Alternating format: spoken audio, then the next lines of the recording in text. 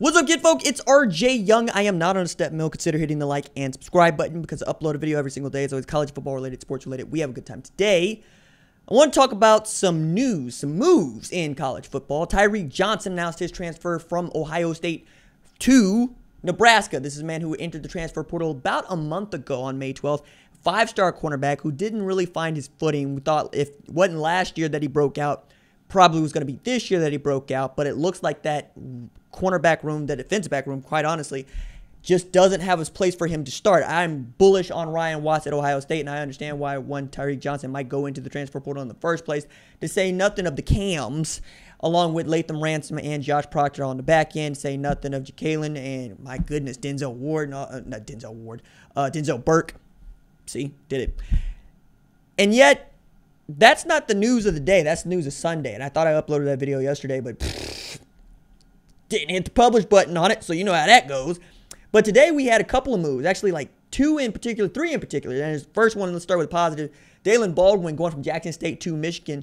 I think this is tremendous for Daylen Baldwin. It also proves that Jackson State can develop the kind of talent that a Big Ten Power 5 program might want. Michigan going to get a Daylen Baldwin also says, hey, look, we are not where we want to be at wide receiver, even as we think that we've gotten better at quarterback. Now, there are folks that are really into Cade McNamara. I ain't one of them. I think J.J. McCarthy should come out the box as the starting quarterback, but you could easily see how that could be an Alan Bowman because, look, that dude was the dude at Texas Tech until he got hurt, but he got hurt in such a way that you weren't real sure about what he had, and then they went to go get another guy out there at Texas Tech. He said, fine, I'll go into the portal, come out at Michigan, and now Michigan is doing everything in their power to try to come out of the Big Ten East, but to do that, they got to be able to beat Ohio State, and the only way to beat Ohio State is score more points than Ohio State, so they go and get Daylen Baldwin from Jackson State, who was the best player for me on that football team last year. And it wasn't like that football team was like a world beater, but offensively they were cool.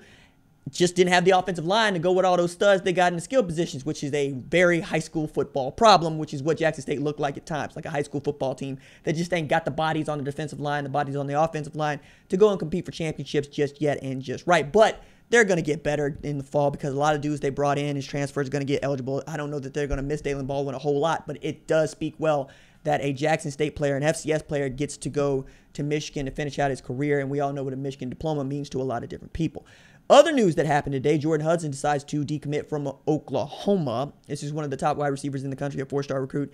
But, you know, Dennis Simmons is still the #1 recruiter in that conference, and it ain't like Oklahoma's hurting for wide receivers, and they're going to make a run at Evan Stewart, who at one point was committed to Texas, reopens his recruitment.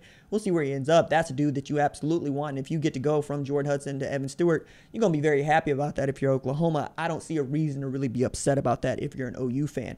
The other thing that I wanted to touch on real quick here is Darren Barlow ends up at USC. Now, I am one of the handful of people that have been bullish on what USC could be in the Pac-12, especially this year. I know that Oregon is the favorite, and it's quite frankly my favorite to come out of the Pac-12, not named like Utah, right? But like Utah, I got to know who the starting quarterback is. That's the problem there.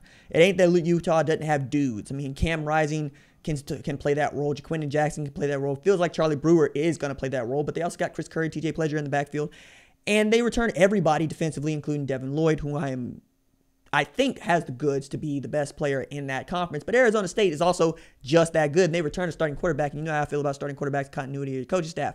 So I got Arizona State and USC battling for the Pac-12 South, but USC has done it in the way that I would do it, which is to go put together a top 10 recruiting class, number 7 in the 2021 class after finishing outside the top 60 in 2020. Tremendous bounce back for Clay Helton and the Trojans. And then they added depth and veterans coming out of the portal in the form of Malcolm Epps from Texas, Xavier Alford from Texas, Keontae Ingram from Texas, and then today they pick up Darren Barlow from Texas Christian. Now, when Darren Barlow went into the transfer portal, I would not have bet that he ended up at one Texas Christian, that at one USC. But hey, man, if you're looking to add depth, especially after losing 2 tailbacks to the transfer portal the way that, yes, USC did, you want to do this because Marquise Stepp over at Nebraska joining Tyreke Johnson, and then you got Stephen Carr ended up over at Indiana, and I expect him to be the bell cow back over there because that's, well, you didn't transfer to not start, especially at a place like Indiana. That's no shade. It's just what it is right now. It ain't like Indiana's just turning out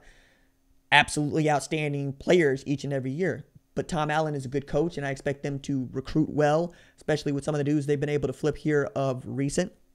And I expect them to be right there in the Big Ten East. Like, Big Ten East for me is the second best division in all of college football behind the SEC West. It's that deep. When you look at Ohio State, Michigan, Michigan State, Penn State, Indiana, Rutgers on its way up. Like, Rutgers having a top 10 recruiting class in summer is bonkers. And I refuse to let y'all dunk on the Scarlet Knights in that way because it's Rutgers. You don't expect them to be here, even in June, at any time, period. I don't care when we're talking about. But outside of those moves, right, the things that I am most interested in as we get into this is just what the transfer portal has meant for some and what it can mean to others, but also how open coaches have been to letting the players figure out what they want to do. And I'm going to point to Texas Christian in this way. I know that I just talked about Darren Barlow going into the transfer portal and where he came out, but that means that Zach Evans is going to be a bell cow back right now. And that's a good thing. Zach Evans is a 5-star tailback. And before his reopening of his recruitment, release of his national letter of intent, however you want to put it, he was the number 1 tailback in the 2020 class, and Bijan Robinson was number 2.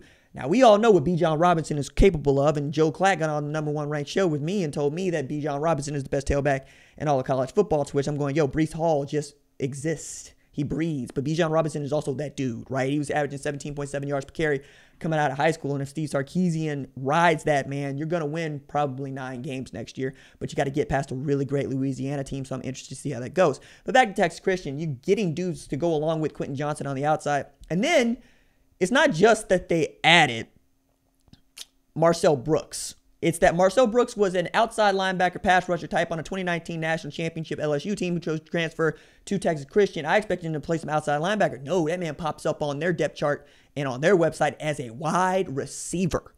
Wow. And then add to that, they got Shadrack Banks, who asked for his national letter of intent to be, released from Texas A&M after he committed to A&M as a 4-star receiver off that same North Shore team that had Zach Evans at tailback, but also Demetrius Davis, who is a better accomplished statistically quarterback than Vince Young coming out of North Shore at Auburn now. He transfers to Texas Christian. They move him to linebacker. So you got a wide receiver playing linebacker, you got a linebacker playing wide receiver, Texas Christian, and you got Zach Evans in the backfield along with 4-star Quentin Johnson on the outside, Tay Barber on the outside, Max Duggan going into what I expect to be a magic year for him, along with Chandler Morris breathing down his neck. And we all expect that TCU defense to be really great. I mean, they got the reigning Jim Thorpe Award winner on the defense last year in Trayvon Morag. So there's lots to be excited about here in the moves and what these rosters are going to look like. But I did want to touch on these things as we talk about what college football is going to look like come media days, because we still got some moving and shaking to go because, hey, check it. JT Tuimoloau still got to make a pick, and we get to see the Elite 11 finalists later this year. And I'm going to talk to Matt Leinart next week on the number 1 ranked show. All right, that's it for me. Deuces.